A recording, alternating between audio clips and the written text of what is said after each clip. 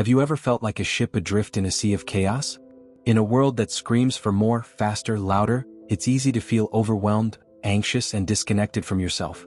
We seek refuge in distractions, in external approvals, in promises of instant happiness, but deep down, the storm rages on. What if I told you there is an ancient philosophy, forged in battles, politics, and the challenges of life, that offers not a safe harbor, but an anchor?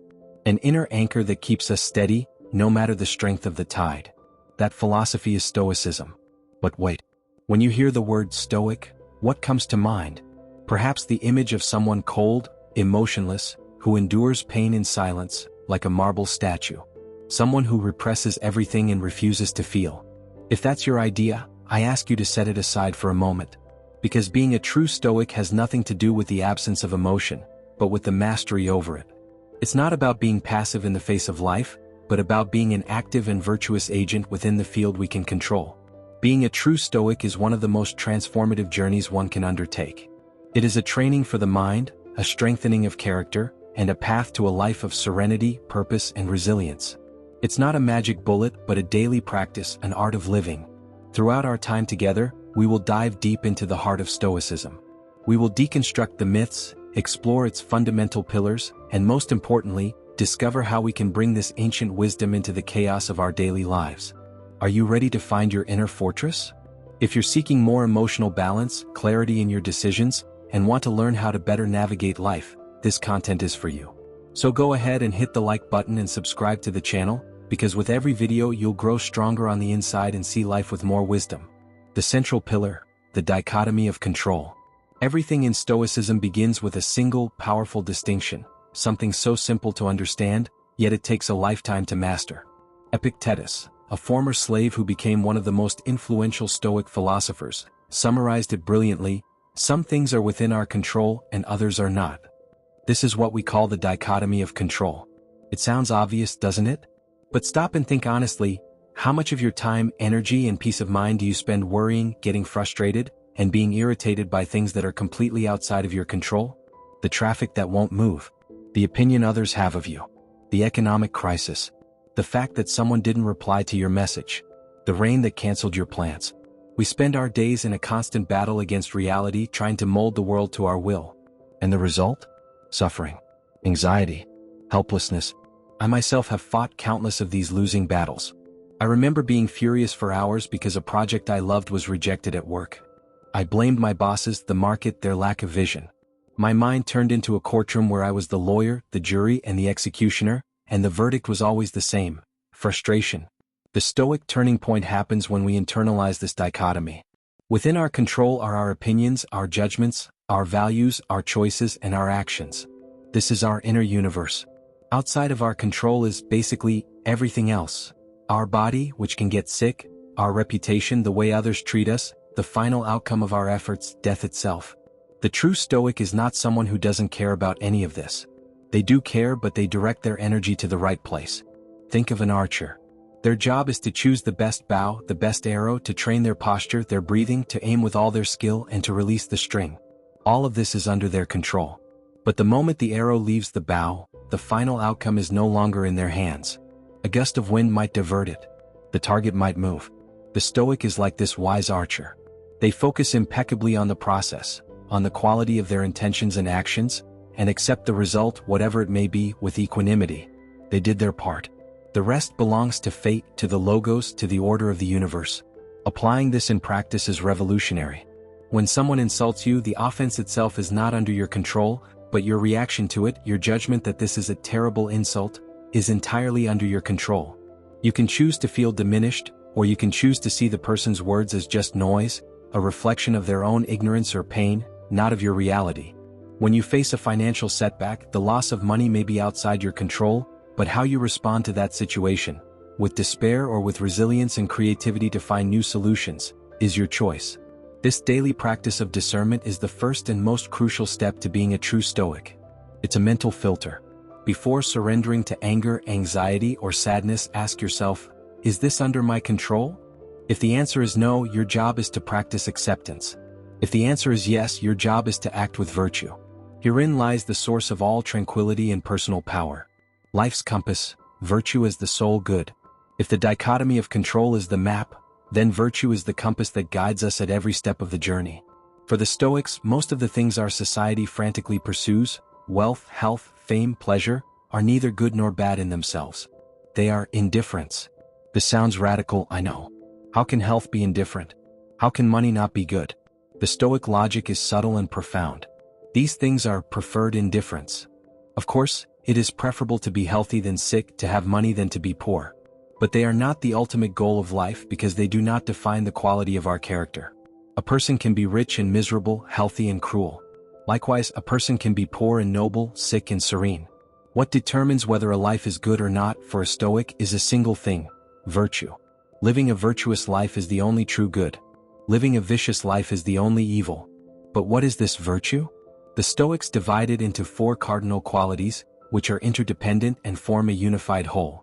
To be a true Stoic is to strive to cultivate these 4 virtues in every thought, word, and action. Wisdom, Sophia. This is the master virtue, the ability to navigate life logically, rationally, and calmly. It's not about having a high IQ or reading thousands of books.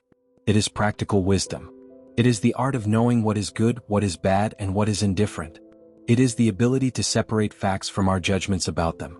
A wise person, when facing a bad medical diagnosis and indifferent, does not panic. They use their reason to understand the situation, seek the best available treatments, and focus on what they can control, their attitude and actions in the face of the illness. Wisdom is clarity. It is seeing the world as it is, not as our frightened emotions paint it. Justice, Dikaiosine. This is perhaps the most misunderstood and neglected aspect of modern Stoicism, which is sometimes painted as a purely individualistic philosophy. Nothing could be further from the truth. Justice for the Stoics is our obligation to others. It's about being fair, kind, honest, and treating all human beings with dignity. The Stoics were the first to speak of cosmopolitanism, the idea that we are all citizens of the same universe. Marcus Aurelius, the emperor philosopher, wrote in his Meditations, "What is not good for the hive is not good for the bee." To be a Stoic is to understand that our well-being is intrinsically linked to the well-being of the community. Justice is sharing, helping, acting with integrity even when no one is watching. It is seeing the divine in every person and treating them as such. It is the virtue that connects us to humanity. Courage, Andrea. Just as the popular view of a Stoic is distorted, so is the view of courage. It is not about the absence of fear or reckless bravery on the battlefield. Stoic courage is mental and moral resilience. It is knowing what to fear and what not to fear, and acting correctly despite fear, pain, or risk. There is physical courage, of course, to face danger. But more importantly, there is moral courage, the courage to speak the truth when it's easier to lie, the courage to stand up for your principles even if it makes you unpopular, the courage to admit a mistake, the courage to have a difficult but necessary conversation, the courage to face your own inner demons. I needed courage to start this channel, to expose my vulnerabilities and share my reflections, fearing judgment. Courage is doing the right thing, especially when it's hard. Temperance, Sophia sign. This is the virtue of self-discipline, moderation, and balance. In a world of excess, temperance is our shield. It teaches us to master our desires, rather than being dominated by them. It is not about asceticism or depriving oneself of all pleasure. It is about enjoying things in moderation without becoming a slave to them. Temperance is resisting the urge to eat more than necessary, to buy what we don't need, to spend hours on social media, to react with anger to a provocation. It is the ability to say no to oneself. Marcus Aurelius spoke of maintaining an appetite for simple things. Temperance frees us from the tyranny of our own impulses and gives us control over our inner kingdom. It is the virtue that brings us order and harmony. Living according to these 4 virtues is the work of a lifetime. It is not about perfection. It is about the daily effort. With every decision, the Stoic asks, what would be the wise, just, courageous, and temperate action right now? This is their compass. The Stoics' arsenal, practices for daily life. Stoicism is not an armchair philosophy. It is eminently practical. The ancient Stoics developed a set of spiritual exercises, a true arsenal for the mind, designed to train character and build resilience. To be a true Stoic is to incorporate these practices into your routine. 1. The premeditation of evils, premeditatio malorum. This sounds pessimistic, but it is the opposite. Every morning, take a moment to contemplate the things that could go wrong during the day. Seneca said, whatever can happen, imagine it is going to happen. Imagine losing your job. Imagine being betrayed by a friend. Imagine getting sick. Imagine the loss of a loved one. The goal is not to torture yourself but to prepare yourself. First, you practice gratitude for what you have now, as you realize that nothing is guaranteed. Second, you desensitize yourself to shock. If something bad does happen, it won't be a total surprise. You've already visited that scenario in your mind. Third, and most importantly, you can plan your virtuous response. If I get fired today, how can I react with courage and wisdom? Who can I ask for help? What are my next steps? This practice transforms anxiety about the future into preparation and resilience in the present. It's like a vaccine against misfortune. 2. The view from above. When you're feeling overwhelmed by a problem, practice this visualization exercise. Close your eyes. Imagine yourself floating out of your body, rising above the room you're in. Keep rising, seeing your house, your neighborhood, your city becoming small dots below.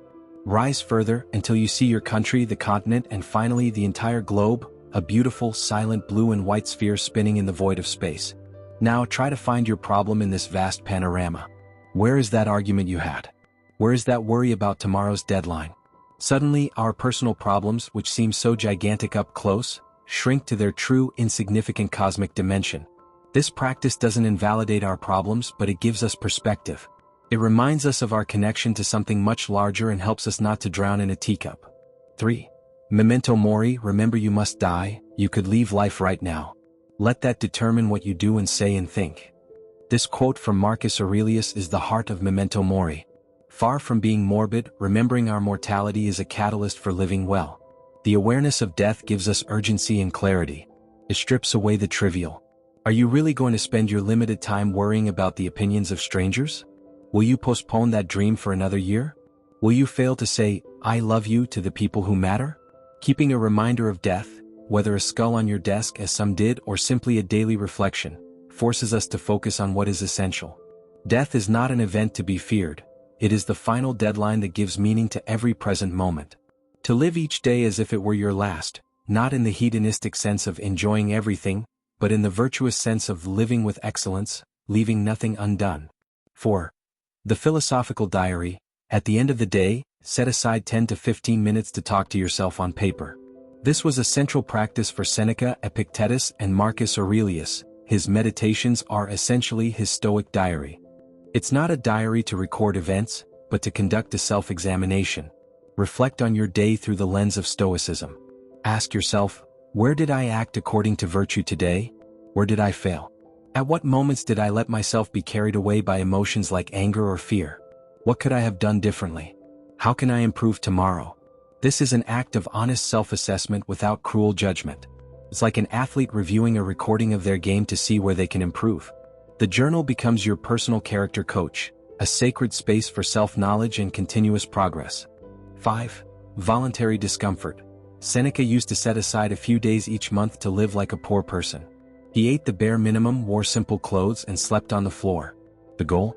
To prove to himself that he could not only survive but even find contentment in adversity. We can adapt this. Take a cold shower. Sleep one night without a pillow. Go a day without your phone. Fast for a period. Voluntary discomfort has two powerful effects. First, it expands your comfort zone and makes you mentally tougher. You learn that you can endure much more than you imagine. Second, it vastly increases your gratitude for the comforts you normally take for granted. That soft pillow, that hot meal. Everything becomes a luxury to be appreciated. It is practical training for resilience. Being a Stoic in a non-Stoic world. All this is beautiful in theory, but how does a true Stoic behave in practice, in the midst of the hurricane of modern life?